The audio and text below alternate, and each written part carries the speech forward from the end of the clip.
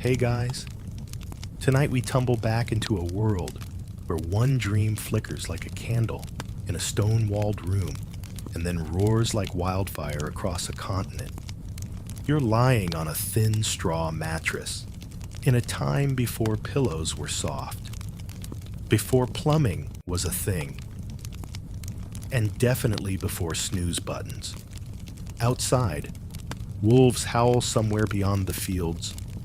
Inside, your breath fogs in the air, and the single window glows with the pale blue of a freezing dawn.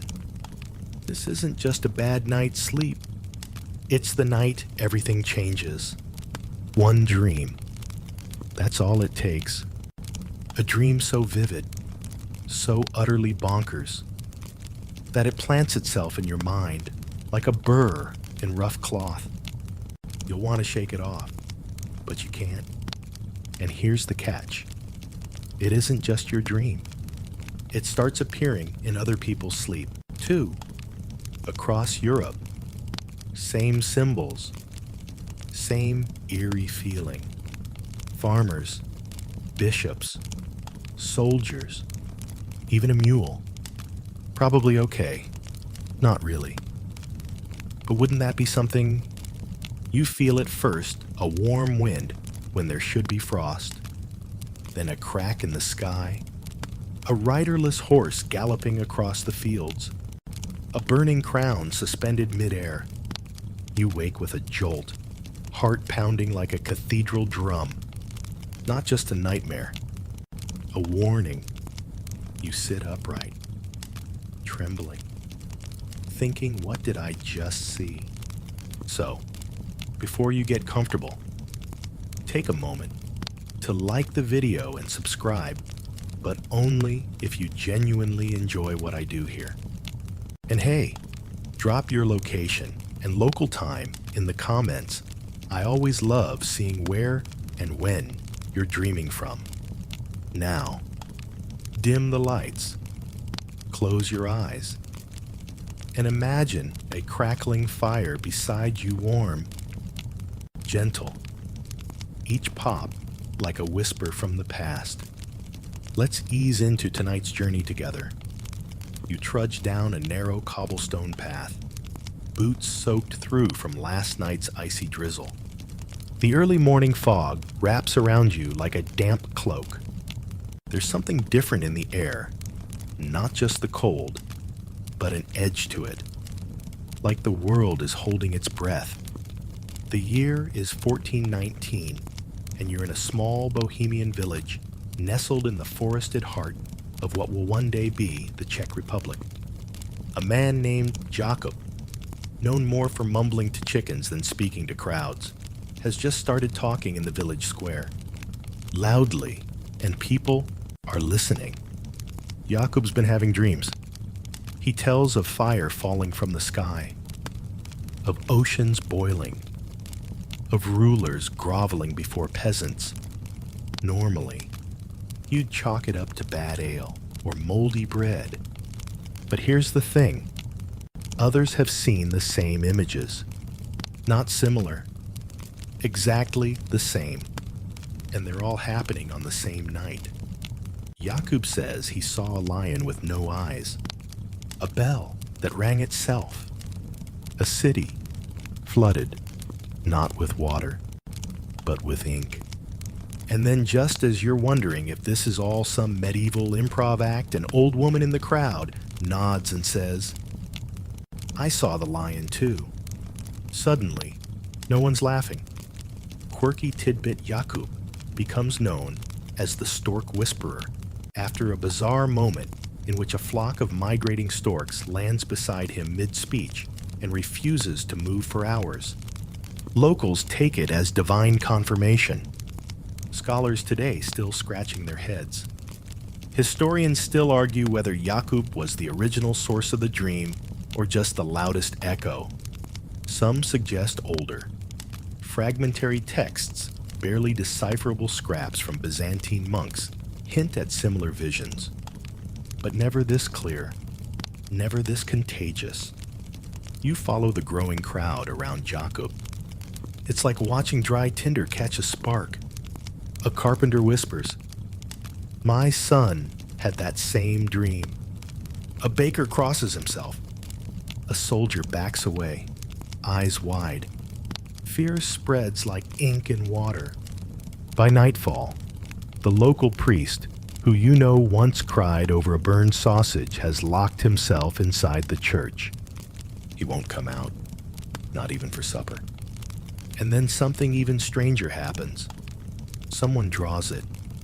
A girl. Maybe 7 or 8. Quiet and strange. Sits with a stick in the dirt. She sketches out symbols none of you understand. Spirals. Crowns. A tower split in half. You feel an ache in your chest. Like remembering something you forgot you knew. The next night, someone adds a new piece. A dream of birds falling from the sky in silence. No flapping, no sound. Just the thud of feathered bodies on rooftops. You don't sleep. The night after that, you dream it again. But now, you're not just watching. You're in it. You see yourself walking across a great hall. Alone. Portraits whisper. Stone columns crack as you pass. You look down and realize your feet leave no footprints. When you wake, you're shaking. Your breath fogs the air. The candle by your bed is out, but there's wax pooled on the table, like it burned for hours. Word travels. A merchant passing through picks up the story and carries it south. A pilgrim weeping at a roadside shrine mentions the dream to another traveler. A messenger, think medieval rock star, with a lute turns it into a haunting melody. Suddenly, the dream is no longer your village's curse. It's the beginning of something vast. One noble, half drunk at his estate, dismisses it all as peasant hysteria until his horse refuses to step onto the bridge outside his manor. He laughs, then stares at the water. In it, he swears he sees the lion, the eyeless one. No one knows what the dream means, but they know how it feels.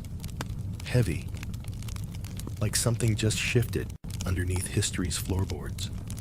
And it all started in that cold room, that straw mattress, that one night where you saw the impossible and woke up knowing something had changed. But what happens when that dream crosses mountains? You're trudging beside a creaking wooden cart now, following a mud-slick trade route that winds south through the steep valleys of the Alps. Somewhere far behind, Jakub's voice still echoes in your ears, those strange visions of fire, ink, and eyeless lions. But here, the air smells of pine and snow, and you almost manage to convince yourself it was just a strange story from a strange man in a stranger time. Almost. Because the man walking beside you, a spice trader from Venice with a permanent squint and breath like garlic wine, just casually murmurs, "I dreamt of the bell last week. No one rang it." Then he shrugs, like this is the most normal thing in the world, and starts humming a tune you're sure you've never heard, but somehow know every note of. It's the dream. Still spreading. The Alps are vast, cold, and brutal. Crossing them on foot is like trying to climb the bones of giants. Every gust of wind slaps your face like a frozen hand. But people travel them every day, monks carrying relics, traders hauling silk, messengers darting between duchies with desperate speed. And now, the dream moves with them. You stop in a mountain chapel for shelter. It's tiny, just enough space for a few wooden pews and a cracked icon of St. Maurice, but it's warm. And the priest offers you cheese, and root stew. In return, you tell him what you saw in your dream. You expect polite confusion. Instead, he leans in and whispers, "Did the ink touch your skin too?" Your spoon freezes midway to your mouth. He explains a month ago. A pilgrim came through here young, sick, delirious. Said he dreamt of cities drowning in ink and a crown melting over a river. Then he died. No wounds. Just stopped breathing in his sleep. The priest had the body burned and didn't tell anyone. Until now. So, yeah. Welcome to Europe in the 15th century, where famine kills more people than war. Everyone smells a little like goat. And now, apparently, dreams are starting to travel faster than the plague. Back on the trail, you pass a group of German pilgrims heading toward Rome. They sing hymns with a new verse slipped in a verse about the blind lion and the whispering walls. They say it was taught to them by a woman in Augsburg who claims angels dictated it while she was feverish. She hasn't spoken since. Historians still argue whether this was an early case of mass hysteria or something stranger, like an unrecorded meteorological event triggering shared hallucinations. One paper from the 19th century even blames ergot poisoning from moldy rye. Others, however, suggest it was a calculated effort by a secret society trying to manipulate power through religion and fear. But here's something quirky in an abbey outside Zurich. A monk writes down a version of the dream and binds it inside a psalter. But he replaces the lion with a goat in spectacles. No one knows why. Possibly he was just bored. Possibly he saw that version instead. By the time you reach Milan, the dream is already there, painted on the side of a wine merchant's cart. A fresco of the tower cracking in half. The merchant claims a wandering mystic from the north painted it in exchange for 3 loaves of bread and a place to sleep. The dream keeps mutating, like smoke curling into different shapes. But the core elements stay the lion, the bell, the crown, the ink. Always those. In the courtyard of a crumbling fortress near Parma, you hear a knight half drunk and polishing his armor describe how he woke with the taste of ink in his mouth. Bitter, metallic, and then spent the entire day weeping for reasons he couldn't explain. Later that night, as you walk past the fortress chapel, you hear the bell ring once. No one's inside. In Florence, a puppeteer performs a shadow play in the marketplace. His marionettes reenact a version of the dream, complete with collapsing towers and weeping kings. The crowd laughs uneasily, as if unsure whether they're watching satire or prophecy. Somewhere deep in the crowd, you feel a hand brush yours. A woman in a silver cloak whispers, "Watch the painters. They always know first." You whirl, but she's already gone. And she's right, because that very week, in a tucked-away studio in the Oltrarno district, a young artist named Giuliano begins painting a mural that no one asked for. He doesn't eat, doesn't sleep, just paints day and night on a wall that faces the Arno. His subject, the dream. But not just what you've seen. More, symbols you haven't even dreamed of yet. A forest of floating keys. A crescent moon with 3 eyes. A ship made entirely of broken teeth. By the time anyone notices, the mural is nearly complete. And Giuliano, he's disappeared. His neighbors say they saw him step into the river without making a sound. But there's no body. The mural becomes a local obsession. People gather around it day and night. Some say staring into the eyes of the three-moon face gives them visions. Others swear it's just paint, just pigment on stone. Still, no one dares touch it. And you're now part of it, whether you like it or not. At an inn near Pisa, you overhear a merchant describing the dream with uncanny accuracy. When you ask him where he heard it, he shrugs. Didn't hear it, dreamed it. Last night. Why you don't answer? You just listen to the crackle of the fire, the quiet clink of pewter mugs, the distant whistle of wind squeezing through the shutters.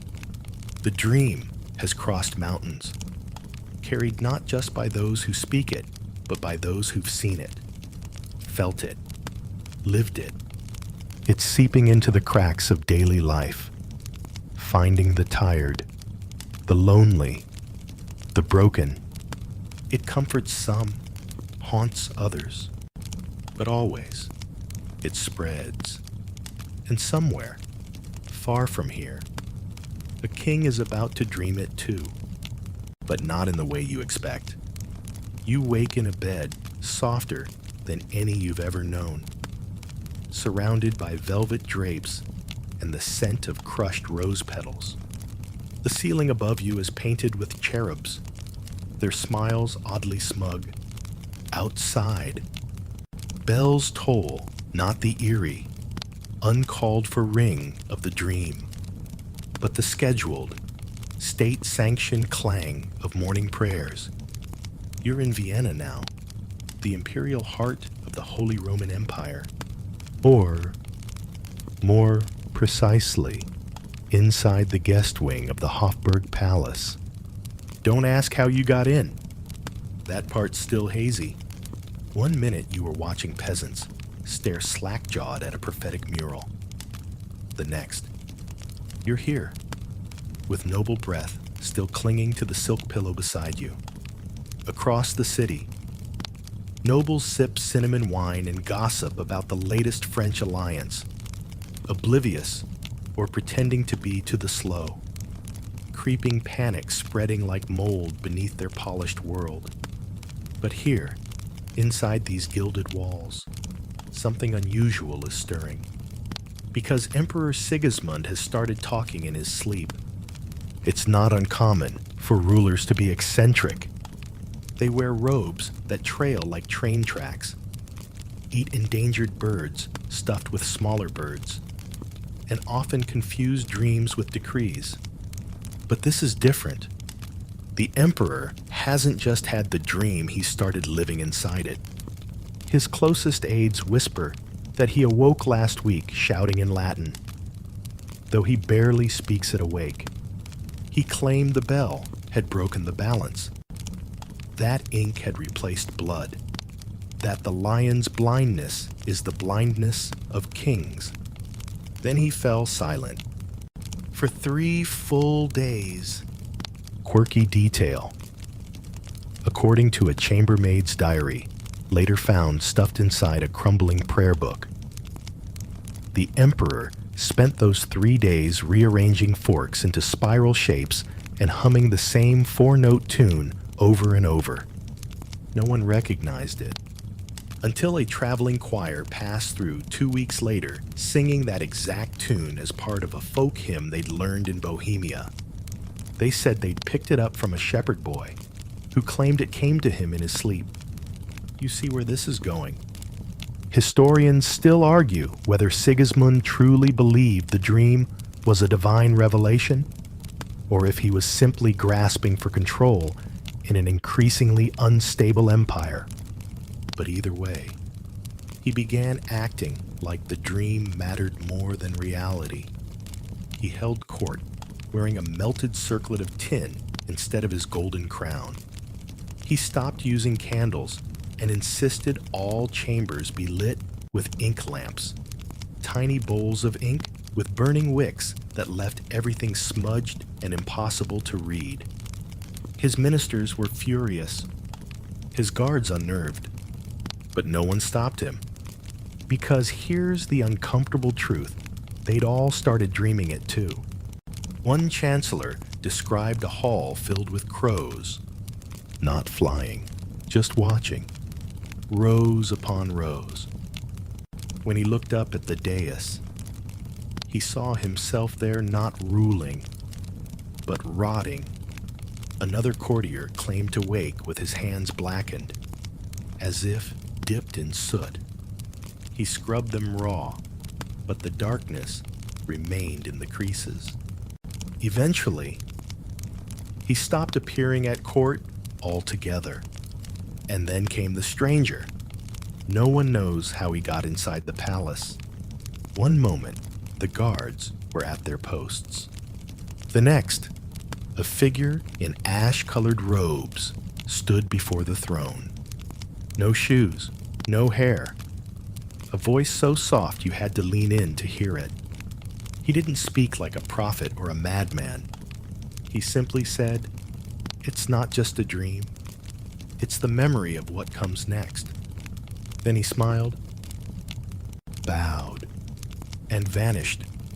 No one has seen him since. Sigismund took this as proof.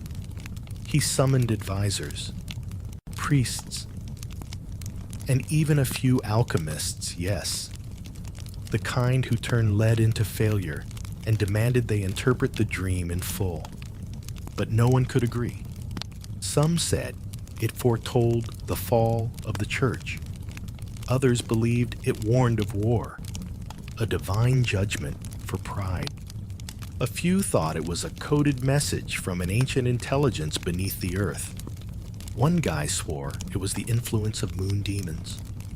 He wasn't invited back. But you just watch. You move through the palace like a shadow, overhearing confessions, glimpsing old maps smudged with fresh ink.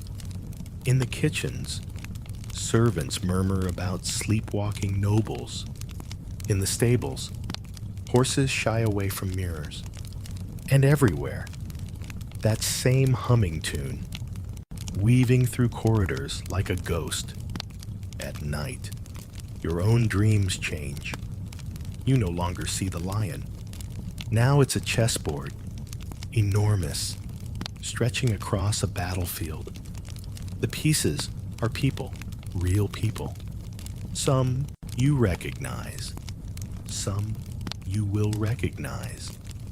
And standing above it all is a child with hollow eyes, placing pieces and knocking them down without any pattern you can understand.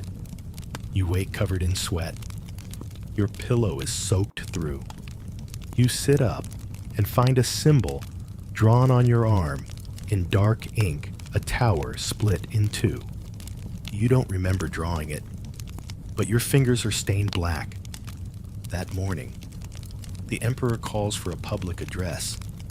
The palace square is packed nobles in ermine, merchants in wool, children sitting on rooftops like pigeons.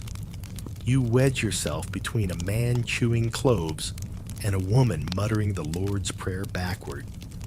The air feels heavy, charged. Sigismund appears, not in royal robes, but in a plain gray cloak. His crown left behind, his eyes sunken, wide, unblinking. He speaks. We have seen it. We all have. The bell that rings itself, the crown that melts, the ink that drowns. This is no pestilence of mind. It is a truth, glimpsed too early, and like light through a keyhole, it burns. The crowd is silent, not out of reverence, out of fear, because some of them have seen it. Some of them see it every night, and some haven't dared admit it until now. Then Sigismund lifts his hand. There is a path through it, he says, but it will cost us everything we know. And just like that, he steps down, not metaphorically, literally. He walks off the dais, past his guards, past the stunned nobles, and vanishes into the cathedral. For 3 days, no one sees him. He leaves the empire leaderless, trembling mid-sentence. You try to sleep that night. You really do. But the dream changes again. Now it's not a tower, not a lion, not a bell. It's a door, just a door, standing in a field of whispering grass, humming softly, waiting to be opened. But not by you, not yet. You're on the road again, this time riding in a cart loaded with barrels of saltfish and a driver who insists on telling you his dreams, whether you ask or not. His name's Elias, and he smells like onions soaked in beer. But he's kind, which, in this world, that's rarer than gold. I seen it last week, he says, squinting at the road ahead. The bell, big one, swinging above a city with no people. Then I fell into a book made of skin. You pretend not to shiver. You've heard stranger things by now. But what chills you isn't the book. It's that he got the order right. The bell, then the city, then the book. The pattern's spreading. The dream isn't just growing. It's evolving, shifting, finding new hosts and new expressions. And here, in the borderlands between the Holy Roman Empire and the Slavic kingdoms, it started infecting art, religion, and perhaps most dangerously, politics. You arrive in Krakow, a city caught between two languages, two faiths, and two futures. The markets buzz with amber merchants. The air smells like wood smoke and ash. And above it all looms Wawel Castle like a great stone sentinel. Inside, things are strange. The university has shut down. Students keep waking with ink in their eyes. One reportedly clawed at his own face, screaming he couldn't unsee the third script. Professors argue about whether the visions are divine warnings, psychological contagions, or coded memories leaking through time. One even theorizes that reality itself is beginning to rewrite using dreams as editing tools. You'd laugh if he didn't look so scared when he said it. One historical anchor here in 1433, the Hussite Wars are still smoldering. Religion is a powder keg. The church teeters between control and collapse. And suddenly, people on both sides, Catholic and Reformer, are dreaming the same dream.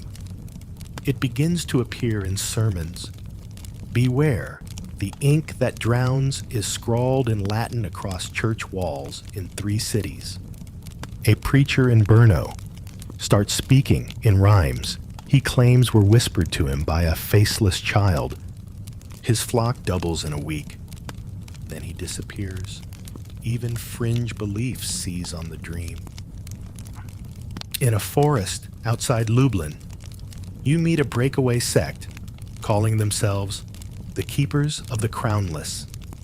They wear gray robes, chant in circles, and believe the dream is the return of the true map, a divine blueprint of time that was lost when the tower cracked.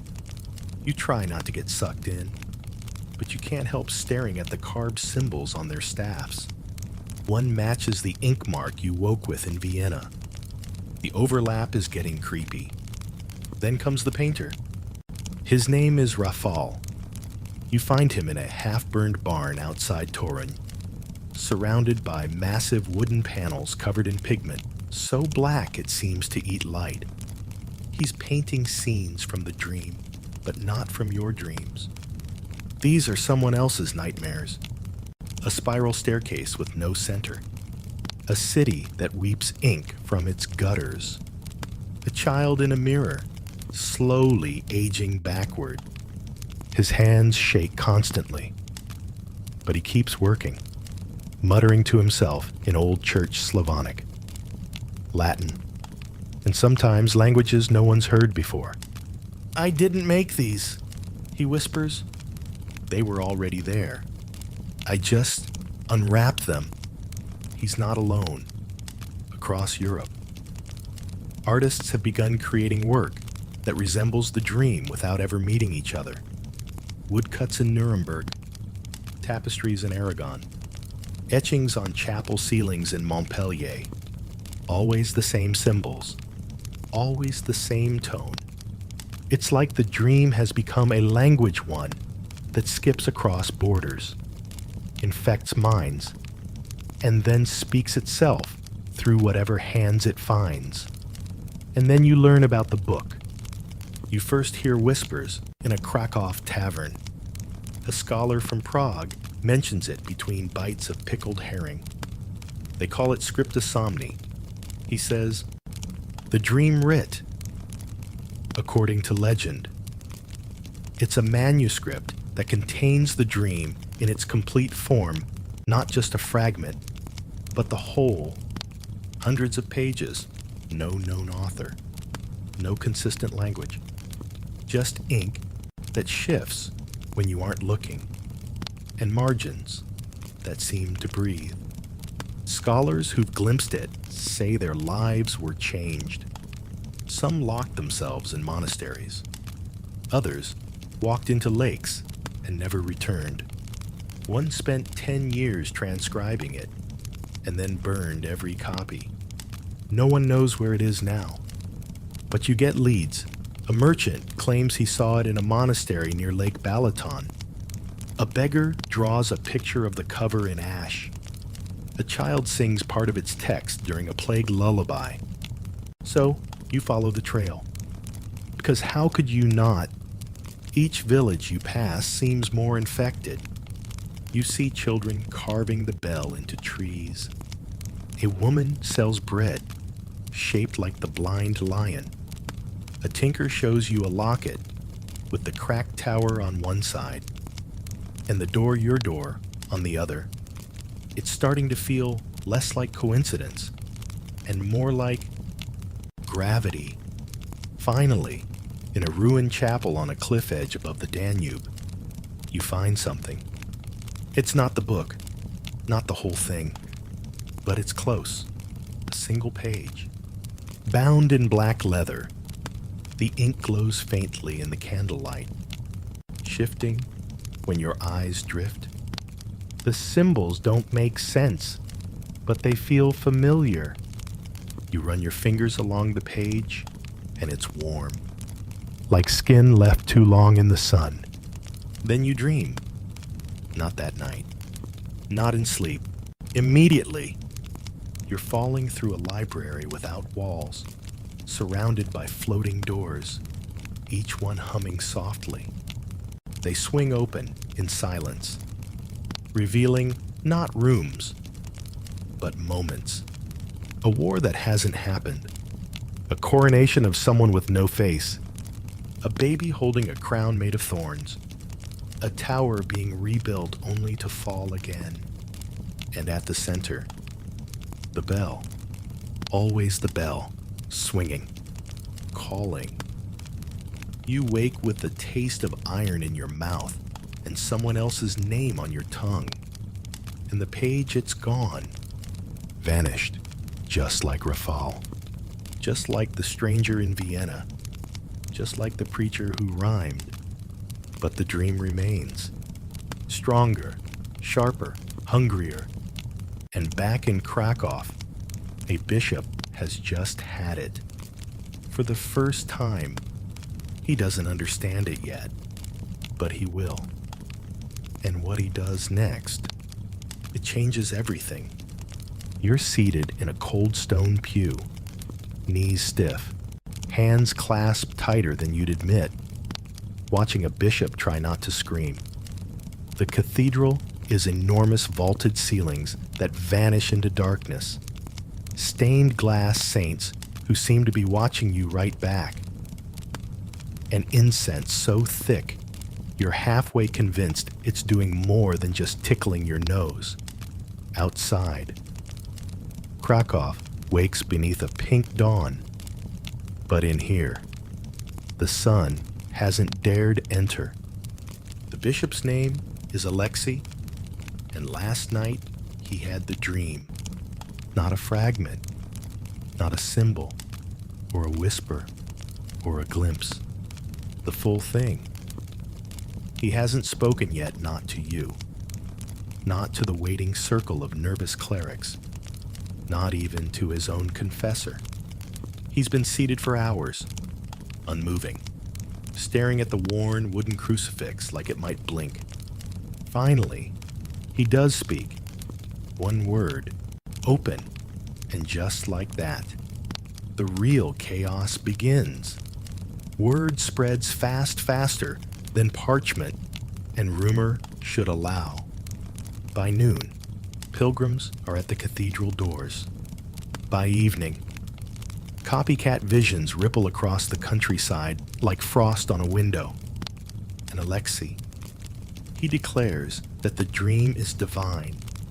A message from the Creator. A new covenant. You can almost hear the pop as the church's spine cracks. Now, to ground this in the historical landscape in the mid-15th century, the church was already wobbling. The Western Schism was still recent memory. Hussite uprisings challenged papal authority.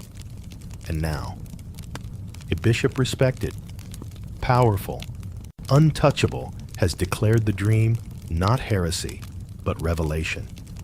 The implications are biblical. But what follows isn't salvation. It's fragmentation. Because not everyone sees the same symbols, and not everyone agrees on what they mean. Alexei insists the cracked tower is penance, a breaking down of pride, a call to humility before rebuilding. But another bishop in Olomouc preaches the opposite, that it's a warning against false humility, that the dream is a sign of stolen knowledge returning to mankind. He claims the lion isn't blind. He's simply choosing not to look. It's faith disguised as doubt. Others join in.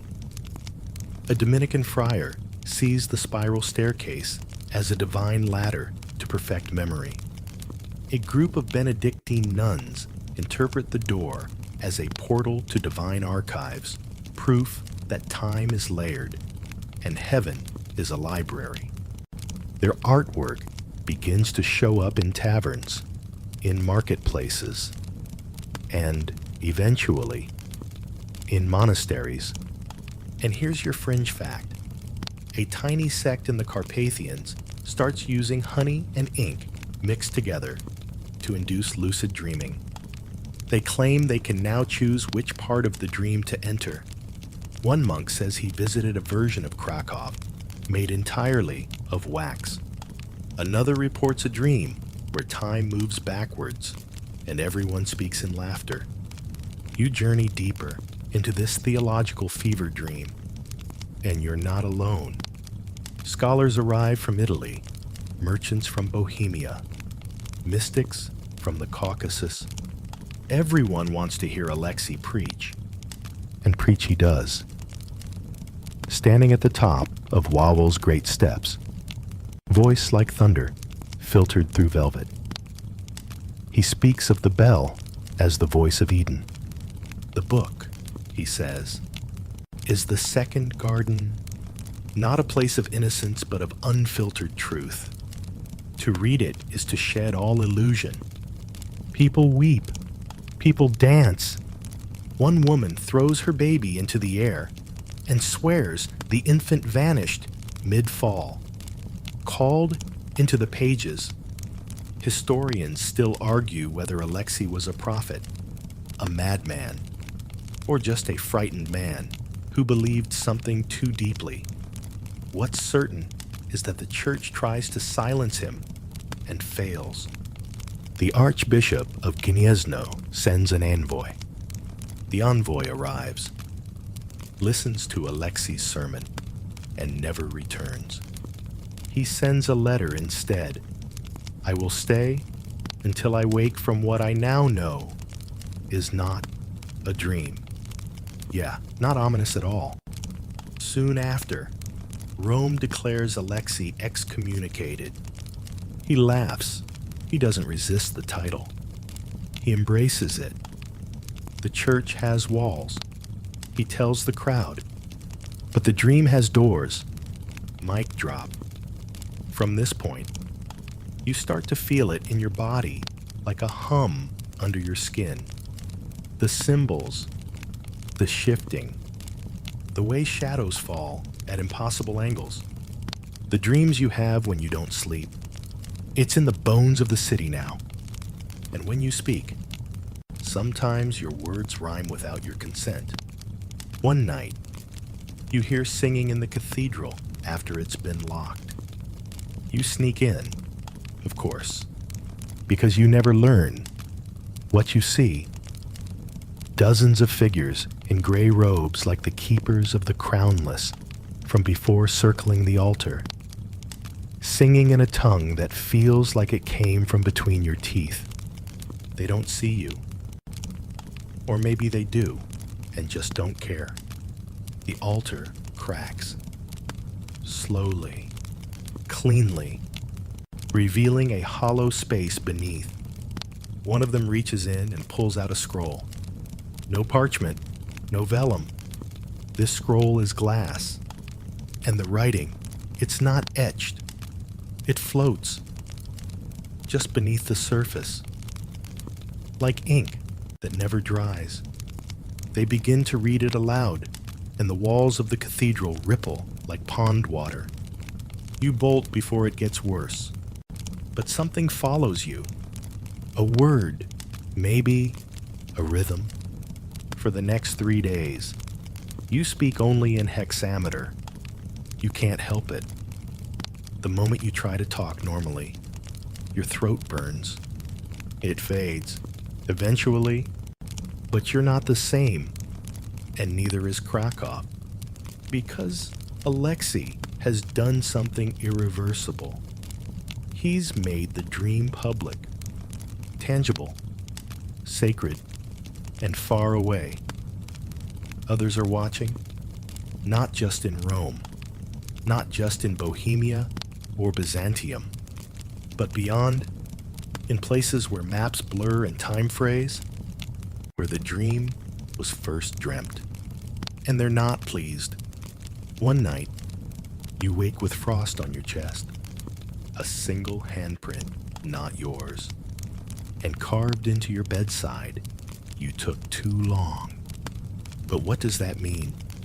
What happens when you don't open the door in time? You don't know yet, but you're about to meet someone who might. The man doesn't knock. He's already inside your quarters before you even notice the doors ajar. Candlelight bends around him like he's wrapped in static. Not threatening, just wrong. As though your eyes need time to relearn the geometry of his presence. He calls himself Marek. No last name, no title, just Marek. And he claims he's from the first dream. No, not the first to dream. The first inside the dream. You scoff quietly because you don't want to get hexametered again. But there's something in his gaze that pins your skepticism to the floor like a bug under glass. He doesn't sit, doesn't blink much, either. Instead, he pulls from his coat a single white feather. It's curved, not like a bird's wing, but like a quill designed to write in circles. The spine of it has tiny silver runes you can't read. They glow faintly in the low light. This, he says, was taken from the eye. You don't ask what eye, because somehow you already know. The dream's central symbol, the great, lidless, unblinking thing perched atop the cracked tower. Some say it's divine surveillance. Others whisper, it's a god trapped mid-blink. Marek. He says it's a mirror, one that reflects futures so overwhelming they melt sanity into myth. Here's a curious fact you might appreciate. In 1463, a German scholar named Luthen von Breil documented a wandering stranger who appeared in Wrocław and claimed he'd seen the backside of eternity after being struck blind by a scroll of light. The man left behind only a feather that curled like a spiral. The scroll was never found, but the story, it's nearly identical to what Marek is now describing. He doesn't waste words. He doesn't tell you what to believe. He tells you what's coming. And it's not war, not famine, not even plague. It's collapse of meaning, of memory, of language itself. The dream, he says, was not a message. It was a leak. And suddenly, it clicks. The shifting memories, the doubled names, the rhyming sentences. It wasn't magic. It was interference. Something's broken, and reality is letting in the draft. You ask why he's here. Why you? He sighs, like he's carried that question through centuries. And then he tells you about the custodians. You'd thought the gray-robed figures were some fringe order or dream cult. No, they're engineers of consciousness, of memory, of time as we know it. They don't worship the dream. They maintain it, patch the holes, reseal the leaks, like monks with mops in a flooding cathedral. But something went wrong. Alexei's broadcast his open sermons, the symbols carved into Krakow's public walls. The collective, dreaming it all, overwhelmed the system. Imagine a secret so delicate it must be whispered once a decade by candlelight. Then imagine someone yelling it through a trumpet across Europe. That's what Alexei did. And now, the door is opening from the wrong side.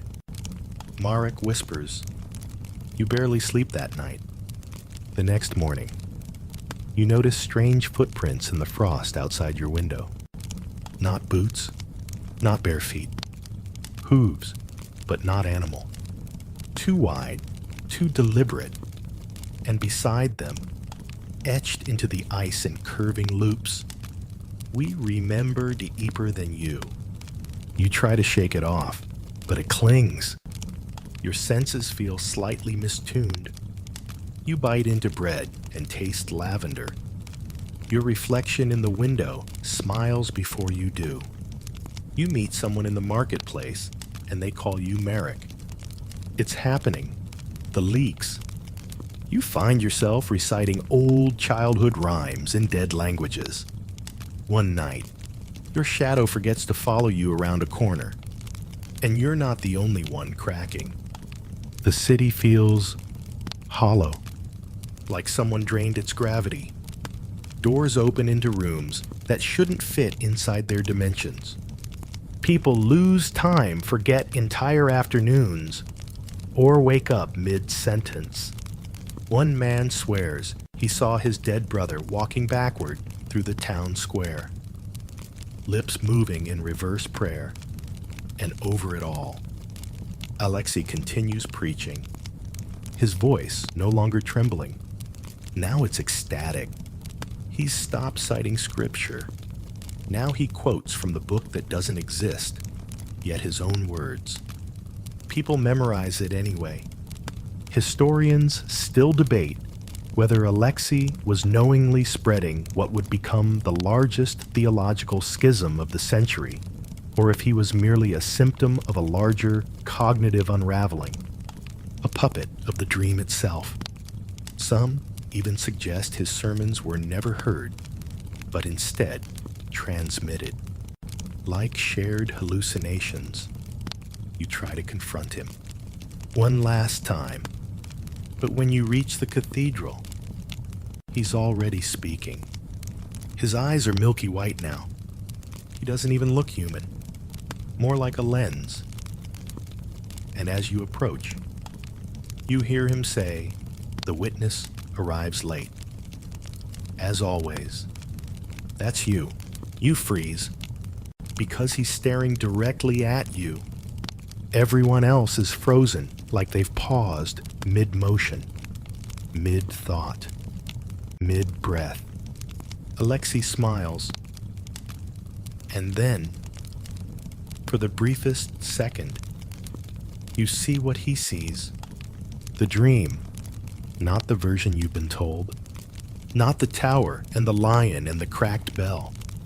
The real dream, the root beneath all symbols. The pattern behind the mirror. It's unbearable, vast, circular, and true in a way that burns. You stumble out of the cathedral, your ears ringing with what feels like names. Your name, but older, from before. You try to write it down later, but your hand doesn't cooperate. Instead, you draw circles, endless ones. Merrick finds you 2 days later. He helps you sit down, offers you wine with crushed poppy. You ask him, "Is this the end?" He shakes his head. No, just the unlayering. You don't know what that means, but you can't stop dreaming now. Even when you're awake, even when your eyes are open, even as the cities start to forget their own names, even as the door begins to widen and things not shaped like people begin stepping through. You're still in Krakow. Technically, the streets bear the same names. Your lodging remains unburned, and the church bells still toll, though now they sound like they're underwater. But something's shifted, as though the city is a costume worn by something else entirely. Something taller, quieter, hungrier. You wake to find new cracks in the plaster of your ceiling. They're not random. You count 13 each curled like a crescent. And when you trace them with your finger, you swear you hear whispers in a tongue your body recognizes, but your brain does not. Outside, the air smells like scorched parchment and boiled honey. The sky has turned the color of bruised peaches, and it hasn't rained in days, but the ground is slick. With what? No one agrees. People shuffle more than walk now, as if their ankles forgot how to obey. Vendors hum lullabies to their cabbages. Children draw circles around statues and declare them safe zones. No one says the word dream anymore. They've moved on to calling it the turning. Historians still argue whether the shift in language was organic or imposed, whether collective fear simply evolved, or if something forced a new term into everyone's vocabulary. The way a parasite hijacks a host's instincts. You head to the university, not to learn, not to teach, just to see if the books are still the same. They're not. Half the titles are in mirrored Latin. The other half pulse when you touch them. In the anatomy wing, a cadaver whispers the lyrics to a hymn written 3 centuries from now. One of the professors now walks on all fours. Voluntarily. He says the floor speaks truths the ceiling never dares to. There's one room, 73B, that no one enters anymore, because the last person who did came out older. By years. Their teeth had shifted. Their eyes clouded. They couldn't stop mumbling about the thousand-eyed girl behind the glass. And somehow, through all of it, Alexei thrives. He's no longer just a preacher. He's a conductor, and the dream is his orchestra. Wherever he walks, flocks of followers trail him, scribbling notes on their skin, on walls, on the undersides of leaves. They repeat his new scriptures in soft voices, like calming mantras until someone laughs too hard or cries too loud, and the group turns, in unison, to stare them into silence.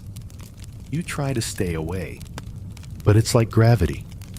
Eventually, you find yourself back at his side, and this time, you don't speak. You just listen, and what you hear breaks you open. Because Alexei is no longer delivering sermons, he's delivering testimony. Not of sins or salvation, but of other timelines. Of moments that never happened, but still hurt. A version of you who died in a fire at age 7. A version of Krakow that floats above an endless sea. A Europe ruled by dreams made flesh, where cities breathe and maps bleed. He calls these echoes, and the people believe him, because some of them remember, like Marek, who now speaks in riddles, even when he's trying not to. Who shows you sketches of cities with no exits, spiral fortresses, hourglasses made of teeth. He draws them like memories, not imaginings. And then there's Irina. You don't remember meeting her, but she remembers you. She tells you you've met 12 times, in 12 dreams, each more lucid than the last. In one, you were lovers. In another, she killed you. In another, you never met at all, but she still felt you watching her through every mirror. She's wearing a key around her neck. You ask what it opens. She says the only room that doesn't forget. The custodians are gone now, or hiding. Their gray robes have been replaced by rust-colored cloaks, and their eyes have turned black. When they appear, it's only to whisper a single phrase into someone's ear and then vanish. The phrase, "You were never meant to know this much." You hear it yourself on the third night of frost without snow. You wake to find your window open and Marek gone. In his place is a gray feather that isn't curved this time, but fractured, like it was split by lightning mid-flight. The dreams grow stronger. They're not random anymore. They follow a sequence, a rhythm. One night, the eye watches. Next, the eye weeps. Then the eye closes. And in that darkness, you see Europe burning, not from fire, from forgetting. Castles crumble as their names vanish from memory. Rivers run dry because no one recalls where they begin. Whole villages become ghost towns, not abandoned, but erased, as if never there. People scream without mouths. Maps unravel, and Alexei, he keeps smiling. You try to write down what's happening, to document, chronicle, prove this isn't just madness. But the ink slides off the paper like mercury. Every sentence loops back into itself. Every attempt to explain becomes a riddle. Here's a mainstream fact you cling to. Desperately, in 1497, a cartographer named Erich von Neun wrote in his journal about lands that shift when named. His charts would rearrange themselves overnight. He eventually stopped using ink and carved everything in stone. The Vatican confiscated his final map. It was described as a spiral with cities along its ridges. Sound familiar, and yet you continue. Because something inside you whispers that this isn't the end. That the eye, though closed, has not stopped watching. One night, in a market where no one sells food anymore, just smells of food, you see Irina again. She hands you a mirror. Look, she says, and then forget. You hesitate. You look, and in it, you see yourself not now, But later, older, bent, but smiling, holding a book bound in salt. You blink, she's gone. The mirror, too. Only the scent of rosemary and ash remains. And then, the eye begins to open again. Not in a dream, in the sky. A crack, faint, golden, ringed with sleep. The turning is entering its final act. And you're one of the last who remembers how it all began. You wake not in your bed, but on the church steps, not lying down, kneeling. Your mouth tastes like copper and ash. Your fingers are damp with ink you don't remember using. And the sky above you is not morning blue, or even Krakow gray. It's sepia, like an old photograph that never belonged to anyone you knew. The city is quieter now, not in that peaceful, snow-fallen way. No.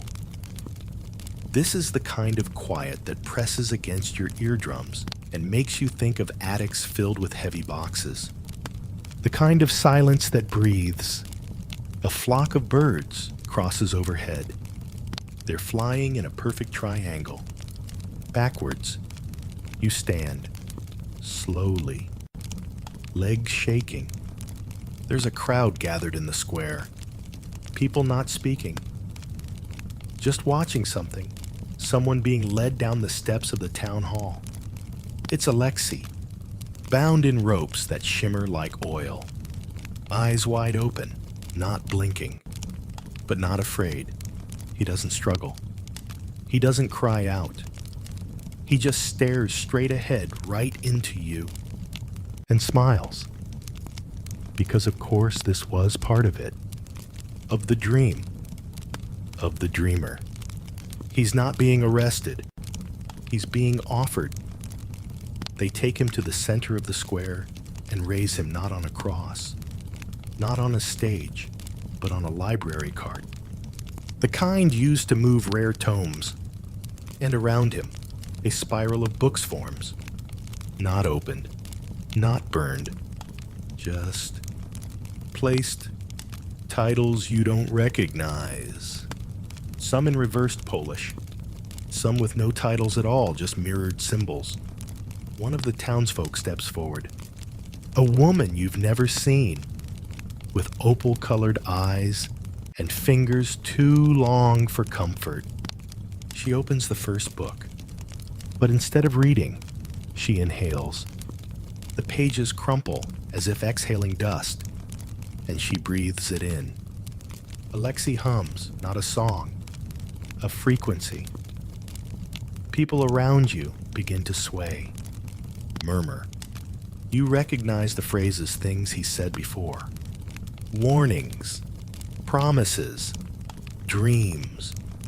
And then the bells ring, not from the tower, from beneath your feet, somewhere far below the square. Something is echoing the sound back, as if another city lives beneath this one, mocking your world with perfect pitch. Historians still argue whether this day marked the true great resonance, a moment when the waking world and dreamscape aligned. Some call it the collapse. Others say it was the birth of something older than both. You're not sure what to call it.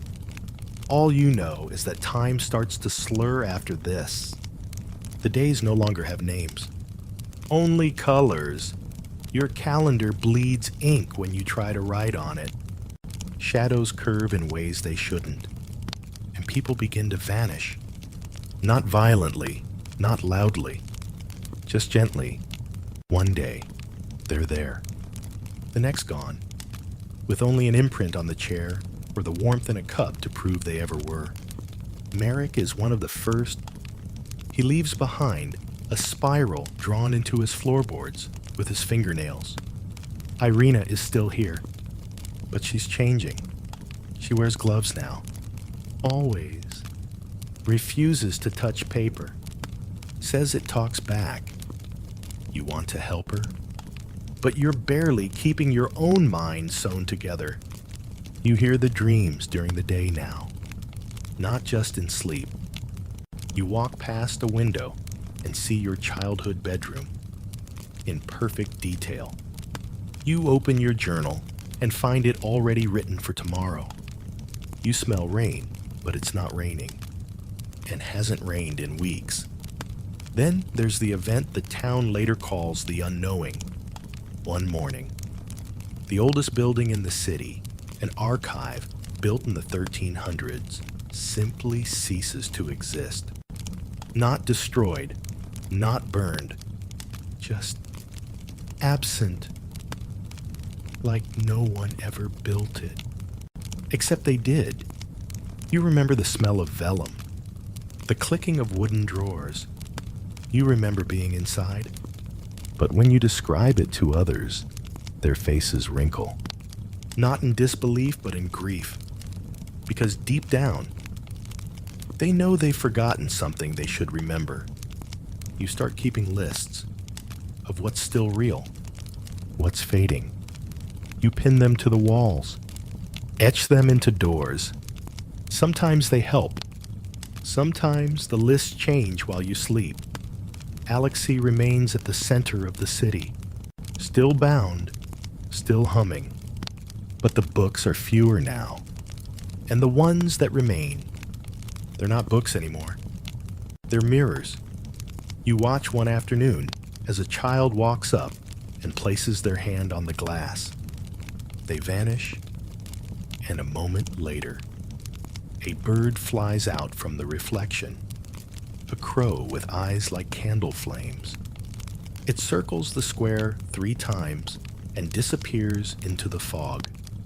You ask Irina what's happening. She says, "We're dreaming with our eyes open now. It's harder to wake up when the dream knows you're watching." Then she gives you a notebook made of skin, not metaphorically, literally. She says, "Write it all. Even if you forget, the book will remember." So you do. You write about how the stones in the square sometimes bleed at dusk, how the wind now speaks in couplets, how the moon has grown teeth. One night, you write the word Alexei, and the ink refuses to dry. It swims across the page, forming new words. Not dreamer, key. The next day, he vanishes. Not in a blaze, not in a miracle. Just gone. The library card is overturned. The books scattered. No one sees it happen. No one admits to knowing. But they all stop humming. That's how you know it's real. The silence is back. Only now, it's worse. Because it isn't empty. It's listening. At night, you hear it breathing through the walls. Not malevolent, just hungry. The eye opens again, fully. This time, it takes up the sky like a second sun. No lid, no lashes, just an endless iris. And the city doesn't panic. They kneel, every last person, except you. You stand, and you feel it see you, truly see, not just your body, but your thoughts, your dreams, your futures. And it whispers gently, like someone pressing lips to your ear. You've nearly remembered, and then you fall, not down, inward, like a spiral folding into itself, and you see it all again. The first vision, the boy, the feather, the eye, Alexei, the mirror, the turning pages, the dream. But this time, it's different. This time, it's asking, do you want to wake up? You say yes, or you think you say yes, but maybe your lips never move because you're no longer sure you have lips, or a body, or even thoughts separate from the question that echoes endlessly. Do you want to wake up? Yes. Yes, you do. But waking isn't as simple as blinking. Waking, in this place, means peeling away, one layer at a time. The first layer is your name. Gone, just like that. Not stolen, just removed. Like a label that's no longer useful. The second is your time. Not the hour, the era. Centuries slide off your skin like wet silk. You're not in Krakow anymore. You're in a tower, a spiral one, and it's breathing. Each step you take pulses with warmth. You smell lavender and gunpowder, a strange mix that makes your eyes sting with nostalgia for something you've never experienced. A man waits at the top of the stairs, not Alexei, but older, dressed in layers of parchment and whispering numbers to himself. He sees you, nods. You're early, he says, but it was bound to happen. The dream broke sequence. You try to speak, but realize there's no air. Not because you're choking, just because talking isn't part of this place. He doesn't seem to mind. He lays a hand on your shoulder, and suddenly, you're somewhere else again, in a cathedral with no roof. The stars wheel above you like clock gears, enormous and golden, clicking with each constellation. And down the aisle walks a procession of dreamers, not human. Some wear masks of starlight. Others are pure memory, shimmering like oil slicks. One looks exactly like your grandmother, but flickers in and out like bad reception.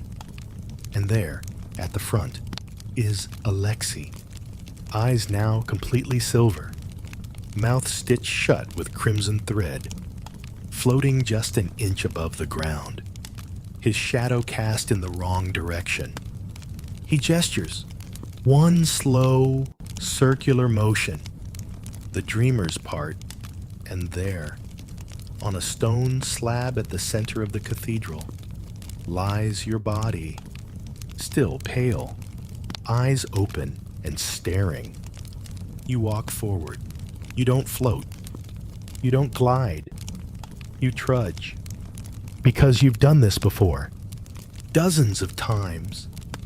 And each time you forget. Each time it begins again. With a feather in the mud and a vision in the barn. This is the real truth.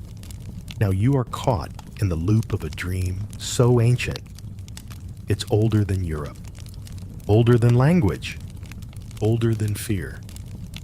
Some historians think the dream, the one that shook all of Europe, was tied to a real event, a plague of sleep that struck towns across the continent. People who refused to wake, who lived entire lifetimes in dreamscapes more vivid than reality. Others believe it was metaphor, a reaction to the age of enlightenment. Too much thought, not enough truth. But in this moment, you see the third option. Not plague, not metaphor, but a machine, a dreaming machine. Built long ago, buried beneath layers of civilization, hidden beneath stories and folklore and polite academic shrugs. And now it's broken. You step closer to the slab. Your body exhales, but not you. Exactly. The version of you that stayed behind. The one who never looked too closely at the eye. Who refused the mirror. Who ate breakfast, read books, and died an old, quiet death in bed without ever knowing the world beneath. That version breathes one last time and crumbles, not into ash, into letters. Each bone, each tooth becomes part of a sentence you don't understand. Alexei begins to hum again, Only now the notes are forming shapes. Towers, trees, faces. Each note creates something, someone. You realize the dream isn't just memory. It's construction. It builds. It lives. And it needs you. Because the machine is failing. And you, yes, you are the last dreamer who still remembers how it was built. You step onto the slab. The dreamers close in around you, not threatening, just waiting. You lie down, close your eyes, and everything rushes back. The wind through pine trees, the warmth of coffee in a chipped cup, the sting of snow on your cheeks, your mother's lullaby, Marek's laugh, Irina's garden, the way Alexei looked at you that night when he said, "We're so much more than we remember." You open your eyes, and you're in Krakow again, but not the Krakow you left.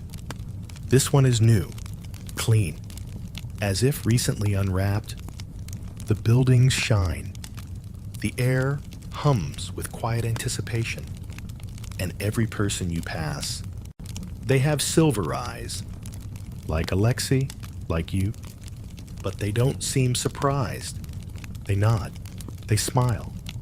Some wave. You realize you're not alone anymore. They all woke up. They remembered. And so did you. But here's the twist, the little wink at the end of the spiral. Waking up doesn't mean leaving the dream. It means taking control of it, rewriting it, tending to it. Because dreams are delicate things, and left alone too long, they turn on themselves. Like fruit that rots sweet. You walk to the square. The library card is there, whole again. Books stacked neatly. And Alexei, he's sitting beside it, reading. He looks up, smiles. "I saved you a page," he says. You sit, and together, you begin to write. Not history, not prophecy, but memory, real, shared, silver-eyed memory. And for once, the ink doesn't move. It stays, and so do you. For now, you walk through the city, feeling the strange new energy pulsing beneath your feet. The stones seem to hum softly, as if alive, responding to your presence. The air is crisp and carries the scent of wet earth mixed with the sharp tang of iron reminders of battles long past but never quite buried. Around you, Krakow's streets look familiar yet different, like a photo taken at dawn, when the light's just beginning to stretch across the rooftops, and shadows are still thick but fading. This is no ordinary morning. You can feel it in the weight of silence, in the breathlessness of the air, like the city itself is holding its breath, waiting. You pass a narrow alley where an old man with a scraggly beard is painting strange symbols on the walls with chalk. His hands move with purpose, and his eyes glint with an unsettling certainty. He looks up and meets your gaze, nodding once, knowingly. Before disappearing into the mist, it strikes you that this moment is layered with meaning. Is he a messenger, a guardian, or just another dreamer caught in this endless cycle? As you continue, a soft melody drifts toward you. It's faint, almost imperceptible, a lullaby whispered by the wind threading through the cracked shutters of the buildings. You stop, closing your eyes to listen. The song stirs something deep inside you, a memory, perhaps, or a longing.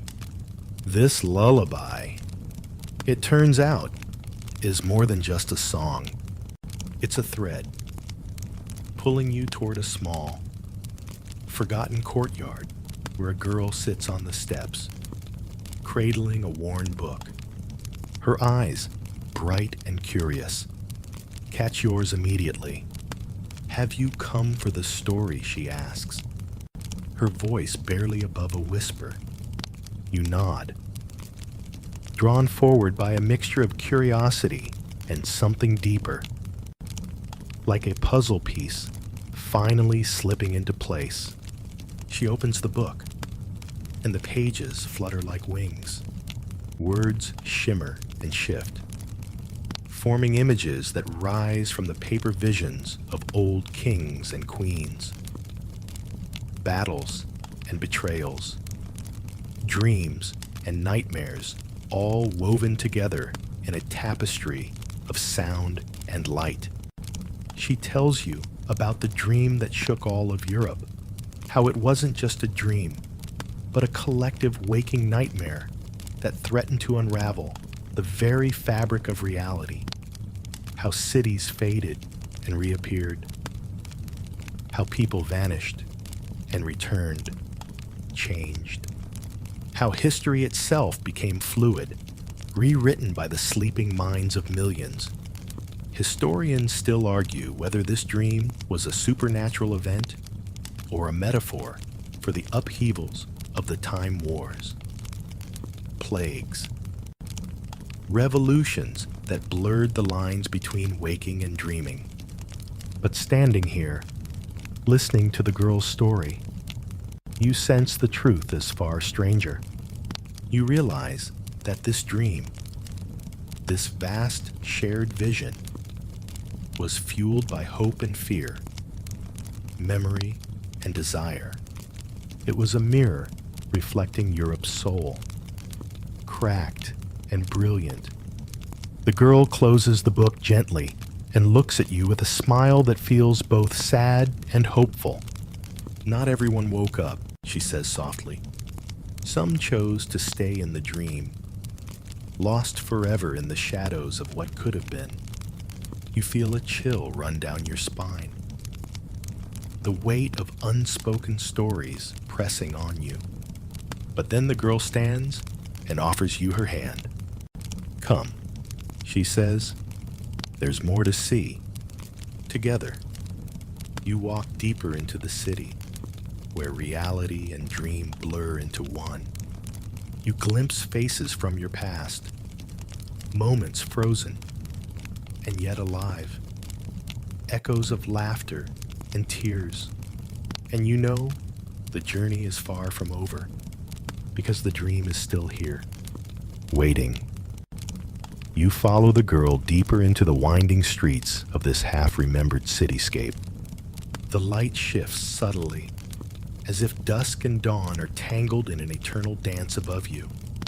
The cobblestones beneath your feet feel damp, cold, yet pulsing faintly with some unseen heartbeat.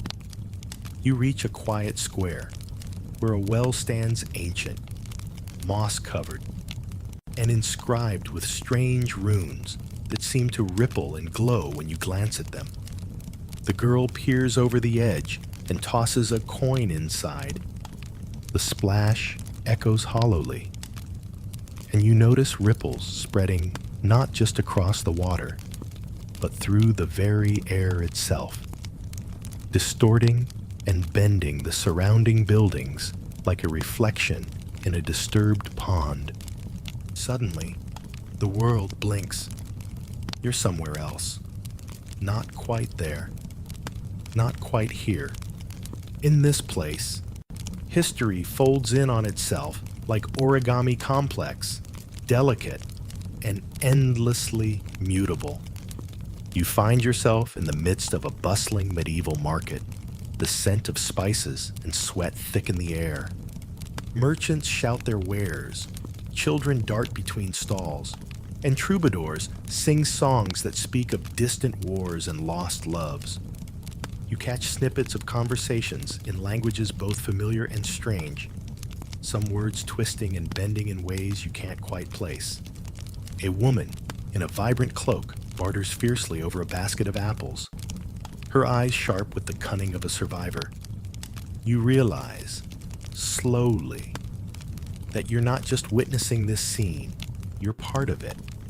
The clothes on your back are rough wool, your hands calloused. The cobblestones are rough underfoot. The chill of the morning seeped deep into your bones.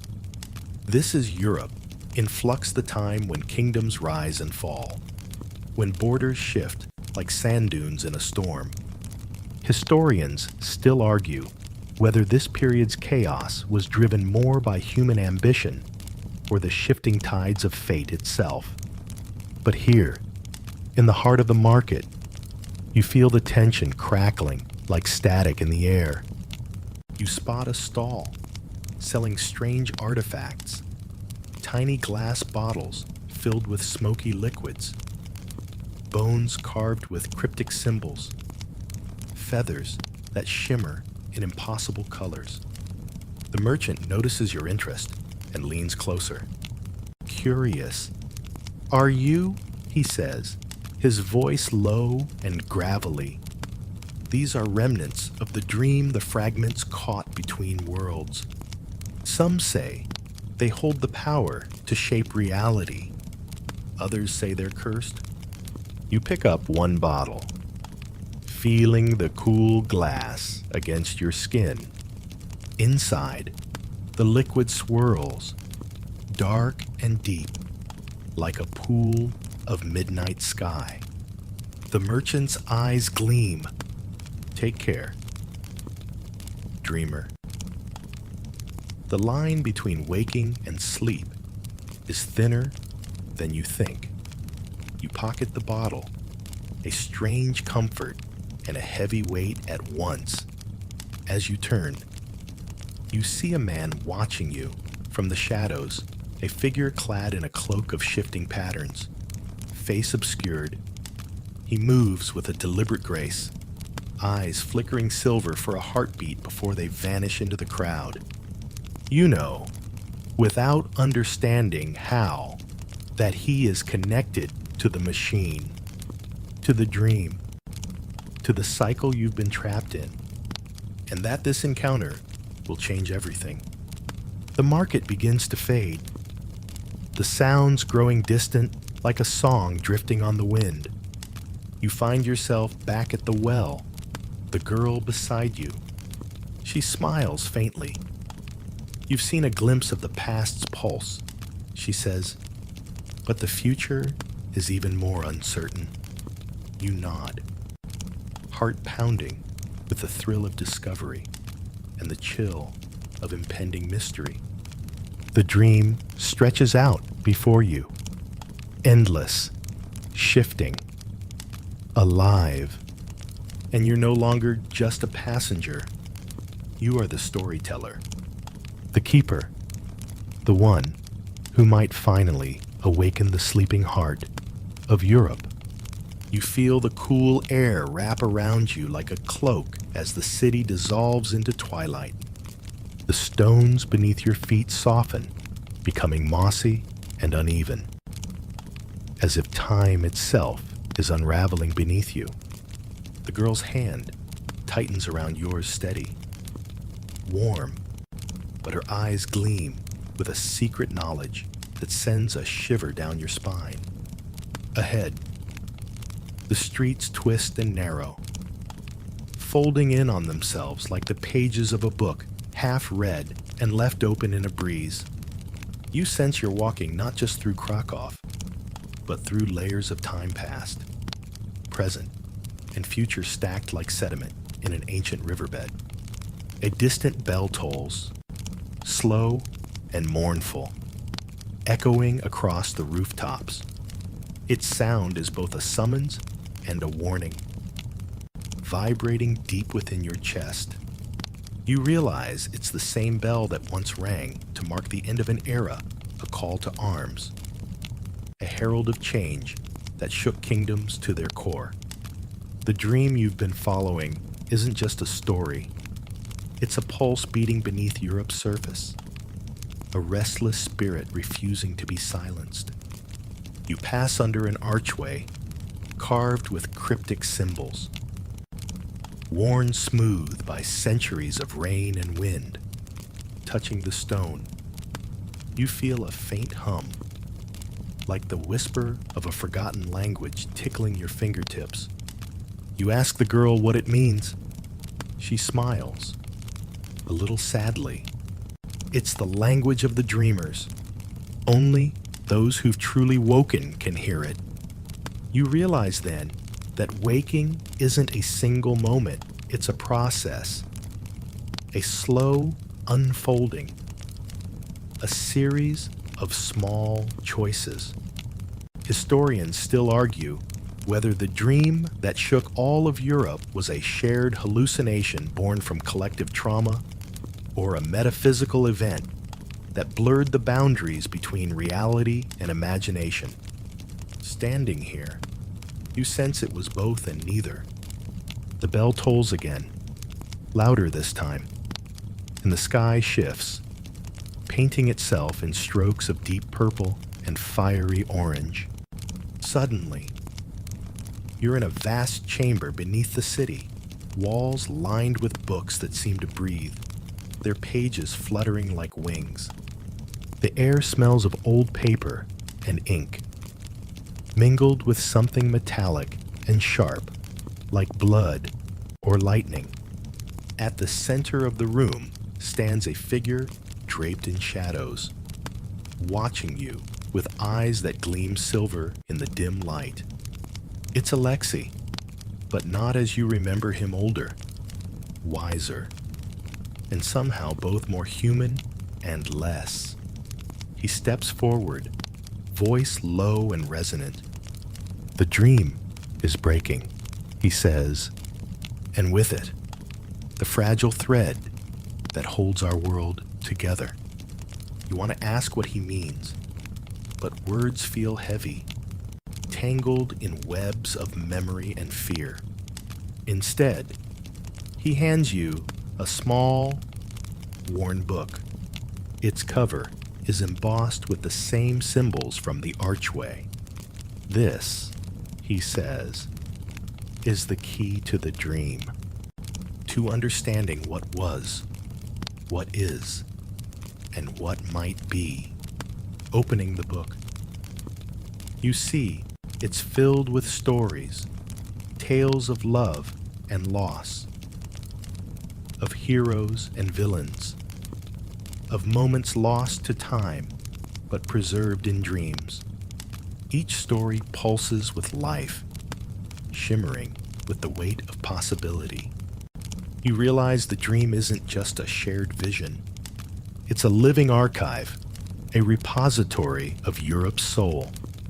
And now, it's up to you to decide what comes next. Do you mend the dream, weaving its frayed edges back together? Or do you let it unravel, allowing the past to dissolve and the future to be born anew? The choice is yours. But whatever you decide, you know one thing for certain. This is no longer just a dream. It's a responsibility, and you are wide awake. You step out from the shadowy chamber, the worn book clasped tightly in your hands.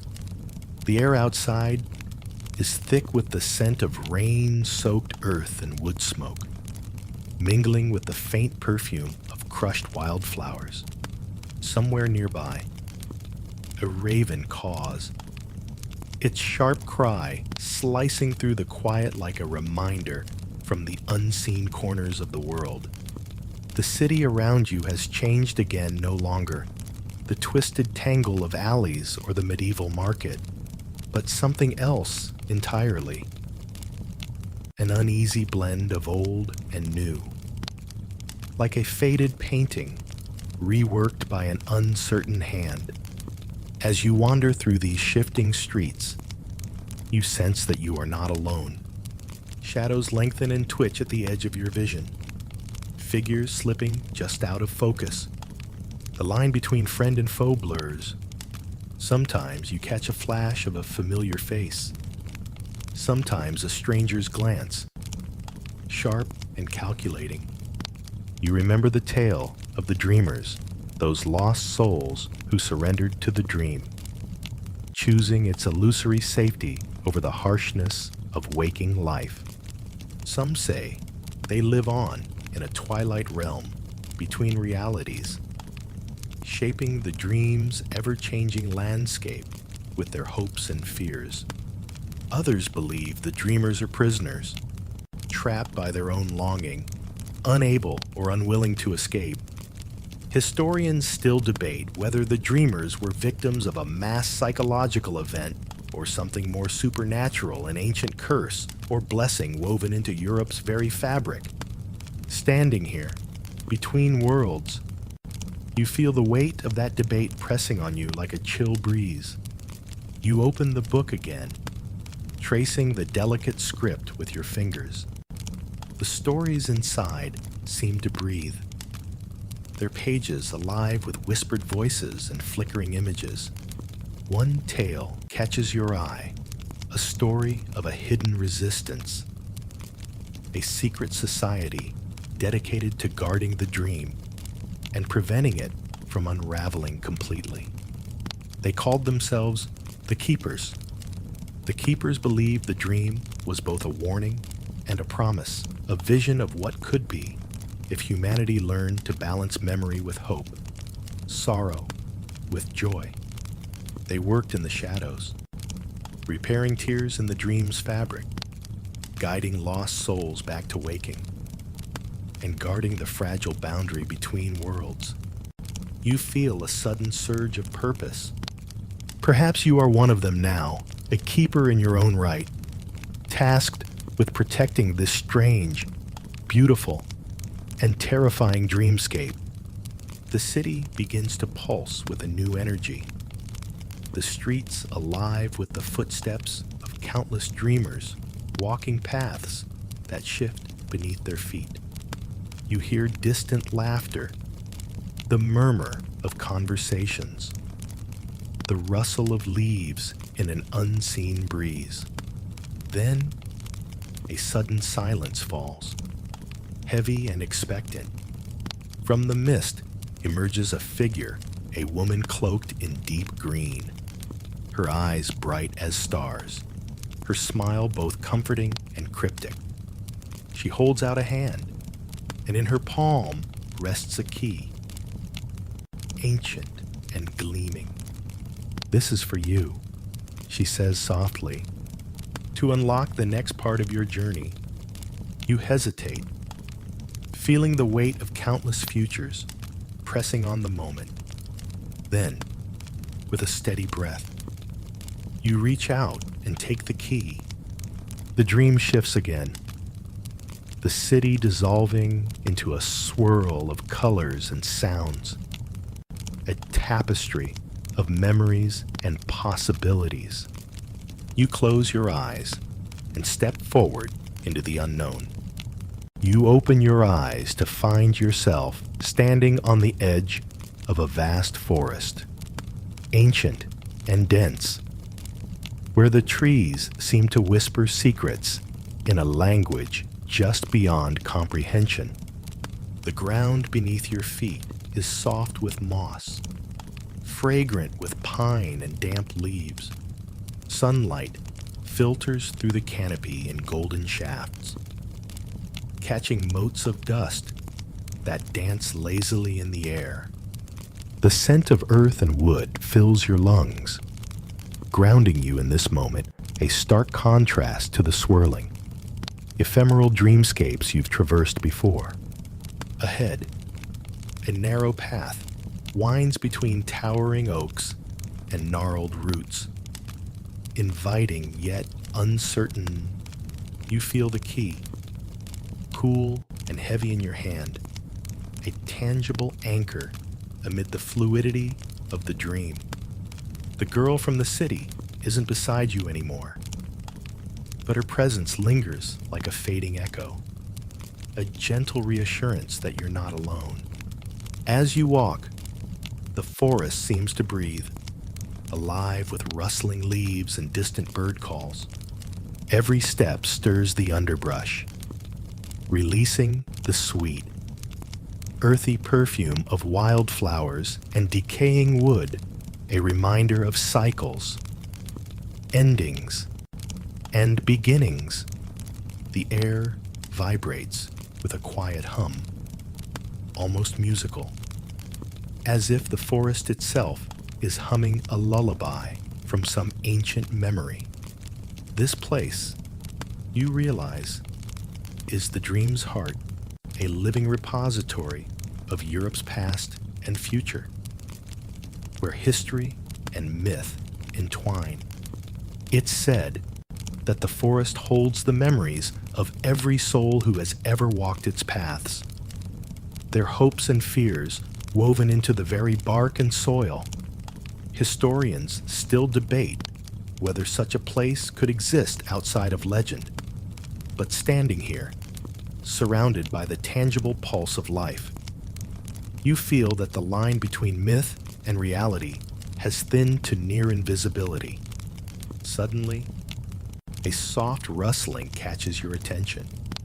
From behind a cluster of ferns steps a figure, a young boy, no older than 10, with wide, curious eyes and a crown of wildflowers tangled in his hair.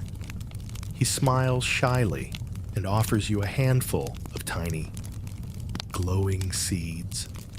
"These are the seeds of dreams," he whispers. "Plant them carefully, and they'll grow into the future you wish to see." You take the seeds, marveling at their delicate luminescence. Holding them feels like holding hope itself, fragile yet brimming with possibility. The boy leads you to a clearing where ancient stones circle a small pool of crystal clear water. The surface reflects the sky like a mirror, fractured by gentle ripples.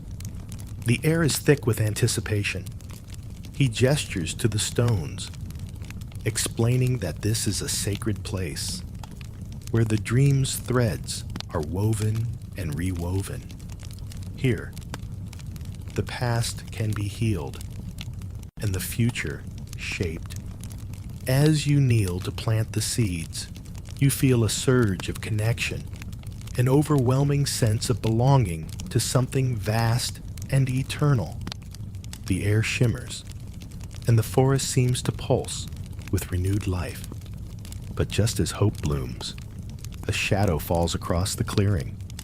From the edge of the trees, a dark figure emerges, cloaked and silent, eyes gleaming with cold intent. It is the man you saw in the market, the one whose presence felt both ominous and inevitable. He steps forward, voice low and chilling. "Not all dreams are meant to flourish," he warns. "Some must wither so others may grow." You stand your ground, heart pounding but steady. The dream is fragile, yes, but it is also fierce. The boy steps beside you, his small hand slipping into yours. Together, you face the darkness, knowing that this confrontation is a turning point. Historians still argue whether the dream that shook all of Europe was a blessing or a curse. But here and now, in the heart of this ancient forest, you understand it is both a mirror of humanity's light and shadow. And the choice, as always, lies with you. You stand motionless in the clearing, the ancient stones cold beneath your hands as the shadowy figure looms before you. The boy clings tightly to your side, his wildflower crown slightly askew, yet his gaze never wavers. The air is thick with tension, heavy as the scent of rain on dry earth. Every leaf, every breath of wind seems to hold its breath, waiting to see what will unfold. The figure's eyes glint sharp, calculating. He steps closer, his presence like a chill creeping up your spine, the cold whisper of a winter's night. His voice is low, but each word cuts like a blade, Dreams are fragile, illusions spun by desperate minds. The dream that shook all of Europe is a weakness disguised as hope. It must be undone.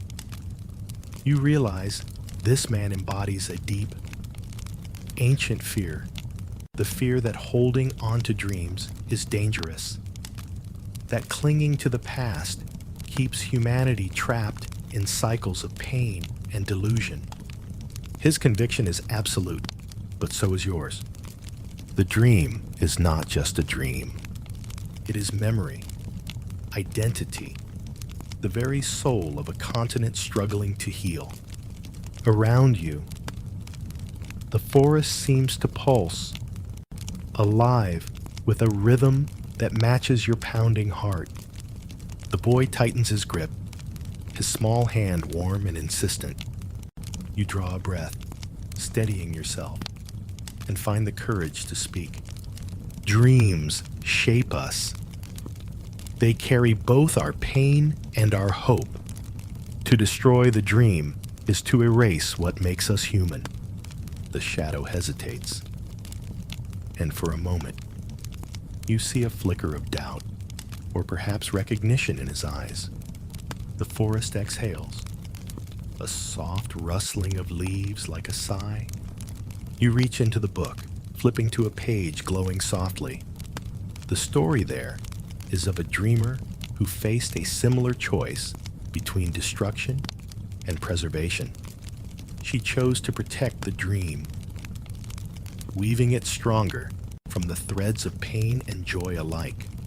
Historians still debate whether that choice was fate or free will. But in this moment, the lesson is clear. The dream's power lies not in perfection, but in imperfection in the messy, beautiful complexity of human experience. The shadow retreats slowly, fading into the depths of the woods, like mist dissolving in morning light. You feel a strange mixture of relief and unease, knowing this battle is far from over. The boy leads you deeper into the forest, to a place where the trees grow taller and the air hums with ancient magic. There, an old woman waits, her eyes bright with wisdom and sorrow. She is the last keeper, guardian of the dream's core. She offers you a gift, a small, intricately carved box. Inside lies a single feather, shimmering with iridescent light. This, she says, is the feather of remembrance. It holds the stories of those who came before, and those yet to come. Guard it well. You accept the feather, feeling its delicate weight, a symbol of hope, memory, and responsibility as you rise. The forest around you seems to glow softly, the dream's pulse steady and strong. You know the journey is nearing its end, but the dream itself will continue ever shifting, ever alive. Historians still argue whether the dream that shook all of Europe was an event or an ongoing process. But standing here, you sense it is both a moment and a movement, a beginning and an end intertwined. And as you step back into the fading light, you understand that the dream's true power lies not in what has been lost, but in what can still be dreamed. The forest begins to thin as you follow the old woman's path, the canopy opening above you to reveal a sky painted with the soft hues of dusk. The air cools, carrying the faint scent of jasmine and wood smoke, wrapping around you like a comforting blanket. Each breath feels heavier now, laden with the weight of the journey. You have traveled the tangled webs of history, the fragile dreams, the endless dance between light and shadow.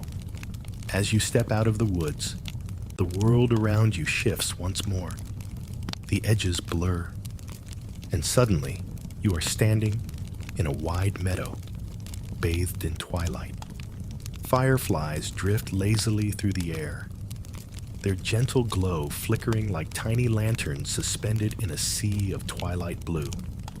The grass beneath your feet is soft and cool, and a gentle breeze carries the distant murmur of voices and laughter echoes of dreams past and future.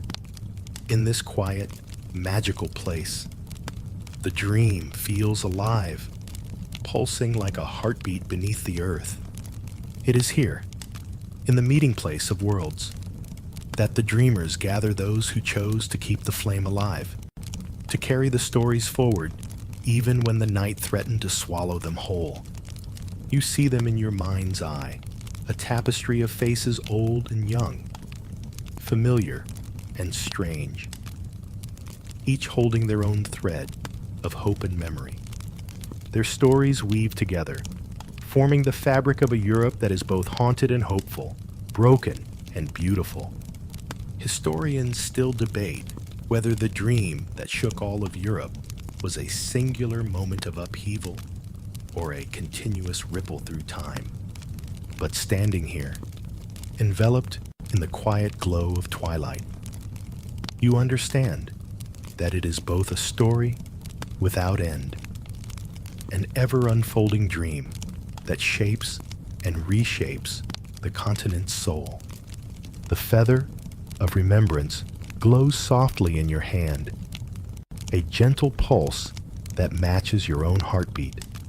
It is a reminder of what has been lost and what can be found again, a symbol of resilience, of the power of stories to heal and transform. You feel a profound sense of peace, a stillness that comes not from forgetting, but from embracing the full spectrum of human experience, the joy and the sorrow, the light and the darkness. The fireflies flicker one last time, and the voices fade into a soft whisper, like the last breath of a song carried on the wind. Now, dim the lights, close your eyes, and imagine that crackling fire beside you, warm, gentle, each pop like a whisper from the past. Let the dream settle softly around you, a quiet companion through the night. The story is over. See you tomorrow night. Sweet dreams.